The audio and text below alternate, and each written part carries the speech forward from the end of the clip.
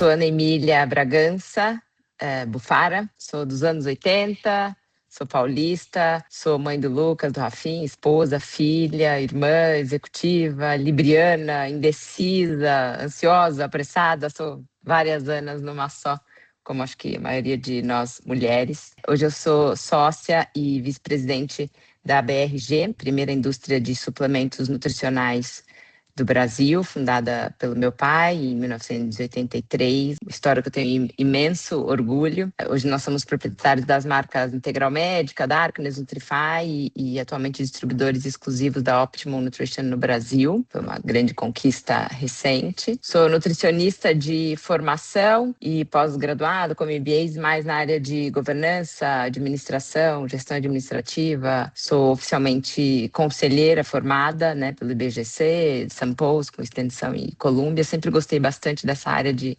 governança, de administração, de organização. Bom, a nossa indústria, a BRG, tem como propósito promover performance, saúde e bem-estar, são os nossos 3 principais pilares, Não à toa eu fui me formar em nutrição, apesar de não ter atuado, clinicamente, me ajuda muito no conteúdo do negócio, nós lidamos com isso todos os dias. Começamos no negócio bastante cedo, eu e meu irmão. Oficialmente, eu comecei na empresa, acho que com uns 20 anos, lá para 2004, ainda estava na faculdade, mas extraoficialmente desde que nasci, literalmente, eu e meu irmão sempre tivemos por ali, até com funções menores de atender telefone. Esses dias estava tentando me lembrar até para poder colaborar aqui, carregar o fax, lembra do fax? Tinha que pegar o fax e levar lá para cima, transportar as notas fiscais num negocinho, no elevadorzinho, a empresa era bem menor, então a gente já tinha umas funçõezinhas dessa. Meus pais sempre fizeram questão de já ir nos colocando em contato com o negócio,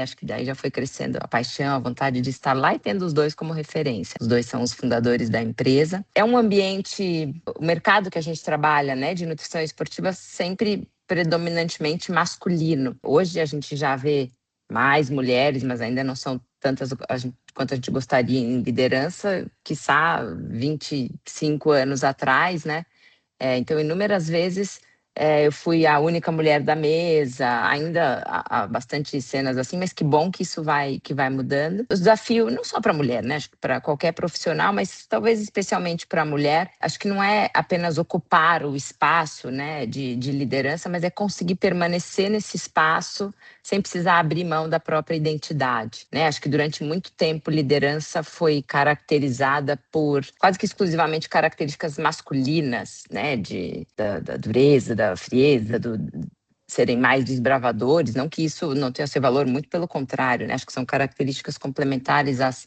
características mais naturais das mulheres. E hoje a gente já está em tempos diferentes, a gente já vê muito mais mulheres ascendendo à liderança. Em novos tempos, uma nova visão, inclusive, sobre as skills tipicamente femininas, digamos assim. Não que nós não sejamos também habilidosas em capacitação técnica, mas eu costumo dizer que, graças a Deus, as soft skills passam a ser vistas também como as hard skills. Gestão emocional de pessoas, conciliação, características que são muitas vezes mais típicas das mulheres, o impacto que isso traz no ambiente de negócio, E que bom que isso é visto como valor. E, de novo, reforço, não que a gente não tenha que se capacitar tecnicamente, E cada vez mais mulheres se capacitando, Acho que a gente tem que correr obrigatoriamente atrás disso, tanto homens quanto mulheres, mas que esse nosso lado, chamar de sensível, humano, habilidoso,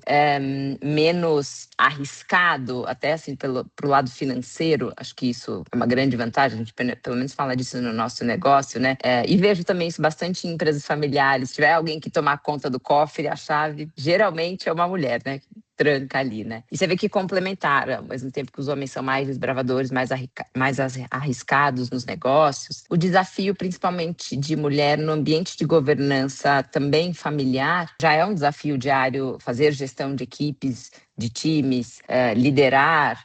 Imagina quando tem tudo isso e mais a família envolvida, né? Que aí tem a emoção envolvida, tem questões pessoais. Então, eu vejo muito, muito vantajoso a presença das mulheres nessa governança familiar, porque a gente tem que estar ali conciliando, né, interesses, famílias, núcleos familiares distintos. Nós ainda hoje somos uma família pequena, né, dona do negócio, mas tem aí histórias, e eu me inspiro muito nessas histórias de famílias empresárias de múltiplas gerações. Quero chegar lá, talvez meu grande propósito profissional é ver múltiplas gerações nascidas da família integral, ter contribuído para isso, né, de maneira bastante atuante. Tem aquele índice bastante famoso, acho que não sei se Brasil e no mundo, mas que 90% ou mais das empresas brasileiras são familiares, e dessas, talvez nem 30% sobrevivam à terceira geração. Esse é um número que me confronta, ele me desafia. Eu falo, nosso negócio vai passar disso, porque a gente vai batalhar para isso, se inspirar em histórias, né, familiares, tem tantas aqui. Eu gosto muito de frequentar esses fóruns de governança, desses modelos de empresa, e poder atuar na profissionalização da gestão, na profissionalização da estrutura, porque a gente sabe que, né, nem só a família resolve, óbvio, a gente quer estar cercado de pessoas muito melhores do que nós, mas também como a gente traz essa profissionalização para o negócio. Meu pai tem uma frase boa que ele fala: a gente não é uma empresa familiar, parece uma empresa de fundo de quintal, mas uma empresa de família. É uma empresa que nasceu de uma família. Muito provavelmente o negócio não existiria se não fosse a família, e talvez a família não existisse se não tivesse a Integral também, essa união familiar que a gente tem. Acho que o papel das mulheres é bastante relevante nesse backstage, e saber dar o valor a isso, né? Às vezes nem sempre as mulheres estão na frente do palco, né? Eu vejo bastante o comercial muito masculino, tá na frente do palco, é o time que mais aparece. Que bom, que ótimo, mas que valor que tem, né?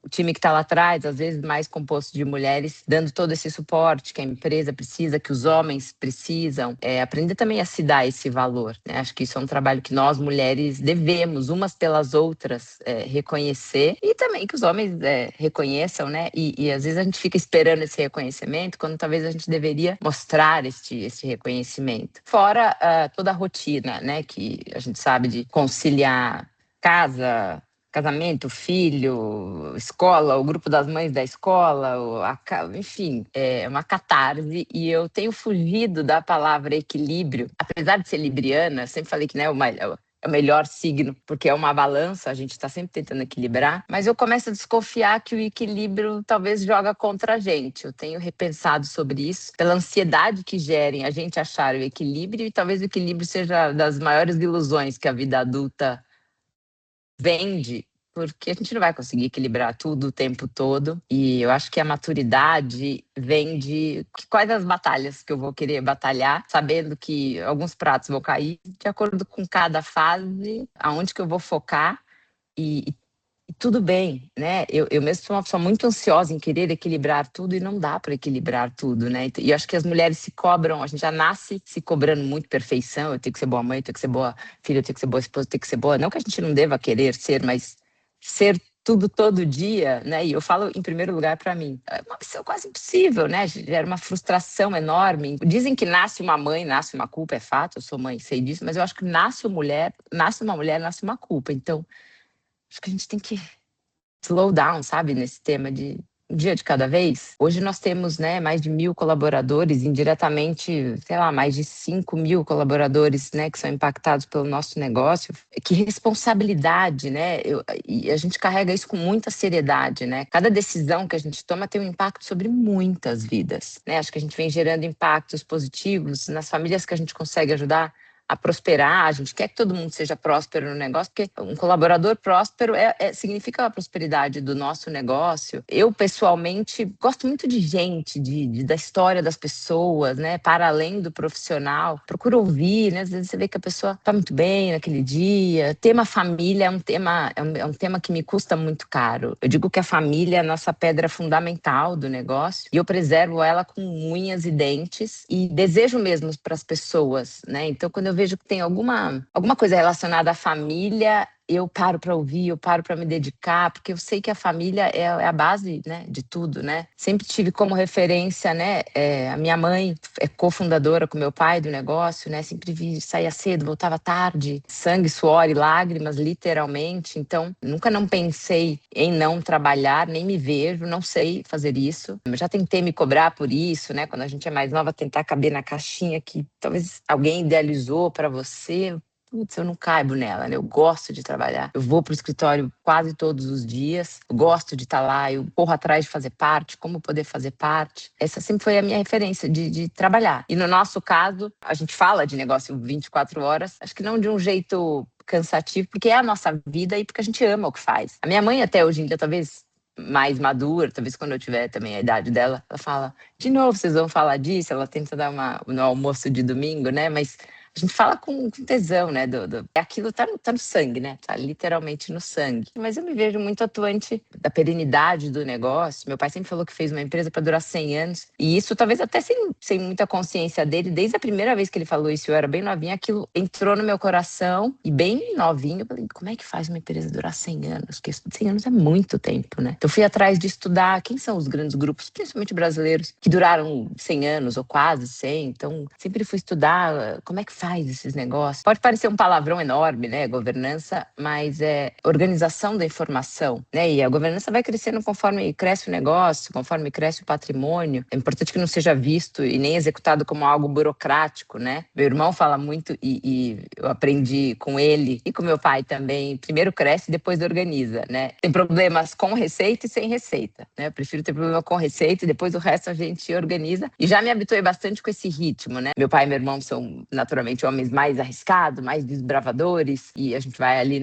ajudando na retaguarda e aprendendo muito, muito com isso. E você vê que bom, né? Complementares, perfis masculinos e femininos, que bom que faz esse balance. E aí, falando de dados femininos dentro da nossa empresa, né? Acho que é interessante dividir. Hoje a gente tem na companhia, em geral, 45% homens e 45% mulheres. Na liderança, 65% de homens e 35% de mulheres, ainda há uma diferença, né, no total, mas esse número vem crescendo. É uma característica interessante, né, na indústria, uma presença feminina, né, majoritária pela habilidade, né, de trabalhos mais finos. Parece que isso é um dado, até a FESA deve ter essa informação também, que é uma presença mais constante, né, na indústria. Como nós trabalhamos com nutrição, em geral, eu me lembro quando eu fiz nutrição, eu acho que nós devíamos ser 95% mulheres na classe e os dois gato pingado perdido lá. E não é diferente na nossa equipe de nutricionistas, por exemplo. Eu acho que deve ter 99% de mulheres, até acho que esse ano que entrou um rapaz corajoso para lidar com toda a equipe, mas majoritariamente é uma área mais feminina. Falando de casos de assédio, né? A gente disponibiliza canais de atendimento, né, que são tratados com muita discrição e são bastante bem investigados, né? A gente vai bem atrás dessa informação. A gente tem um código de ética interno que é bastante seguido. E para evitar, né, como forma de conscientização, de prevenção, a gente faz treinamentos periódicos com toda a equipe, bastante focado também em líderes, né? Porque a gente entende que o líder, né, é o grande guardião da cultura, dos valores, e isso tem que ser replicado, né, para todas as camadas. Então a gente toma essas atitudes preventivas, né, como forma de informação. A gente tem 5 principais valores na empresa, né, que a gente chama de área 5, que é atitude de dono, R de resultados, E de espírito de equipe, A de assertividade e V de vida humana. A gente preserva muito todos esses 5 valores e executa no dia a dia, né, e isso envolve homens e mulheres. Então, respeito, né, pela vida humana, seja ela homem ou mulher. Então a gente zela muito por esses valores e um código de ética bastante impresso no nosso dia a dia. Sobre liderança masculinizada, ainda há, né, esse resquício, mas acho que principalmente para nós mulheres, lembrarmos a cada dia de que é perigoso, né, a gente querer confundir liderança com endurecimento emocional, né? Firmeza não precisa ser agressividade, autoridade não precisa ser frieza, sensibilidade não diminui competência. E não que os homens sejam 100% assim, né? Acho muito perigoso a gente generalizar, tanto para homens e para as mulheres, mas também fazer valer, como geração de valor, as características também femininas, né? Que eu já mencionei aqui algumas. A frase é clichê, mas é verdade. Você não precisa ser homem para liderar bem. O que você, como mulher, pode evidenciar para liderar tão bem quanto, às vezes até melhor? Parar de gastar tanta energia tentando achar consenso e gastar energia para a gente equilibrar essas diferenças. Bom, eu conheci a FESA através de um processo, né, de seleção de executivos, há alguns anos atrás. Foi uma sinergia de primeiro impacto através do Miguel, e quem a gente conheceu primeiro. Teve muita sinergia com o negócio, até porque ele é médico, então entende do negócio e vê valor, né? Mas, assim, uma sinergia também de personalidades, de pessoas, foi muito interessante.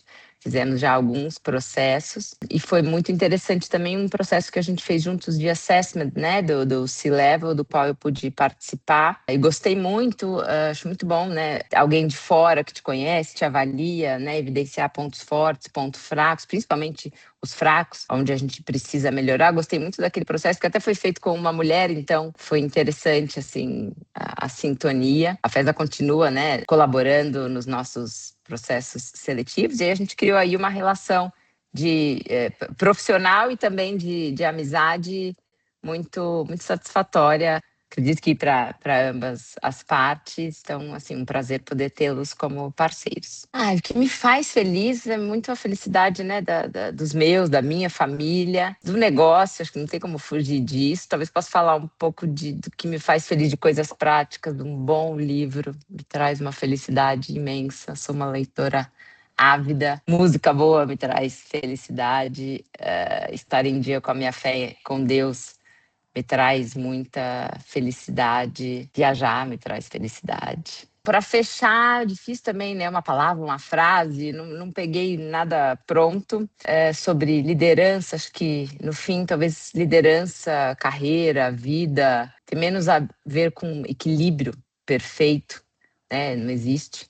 E mais com a coragem para fazer escolhas conscientes e sustentar as prioridades de cada fase sem culpa.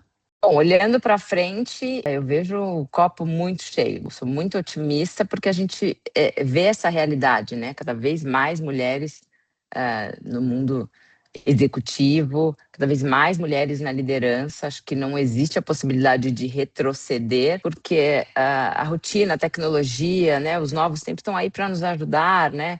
Tanto home office, que a gente tem que se dividir entre mãe, esposa, enfim, todos os papéis que a gente precisa desempenhar. Então, acho que isso também vem para colaborar, e as mulheres cada vez mais se capacitando. Então, eu vejo um futuro muito positivo mesmo. Para as próximas gerações, eu espero que isso nem seja uma pauta, como talvez foi e ainda é na nossa, ter que escolher entre carreira ou família, competência ou feminilidade. Acho que isso nem vai ser mais uma questão, porque o mundo está se ajustando para poder comportar todos os perfis. Então, eu vejo com muito bons olhos pela competência natural que a gente pode entregar e entrega. E natural, não me entenda fácil, sem suor, sangue e lágrimas, não.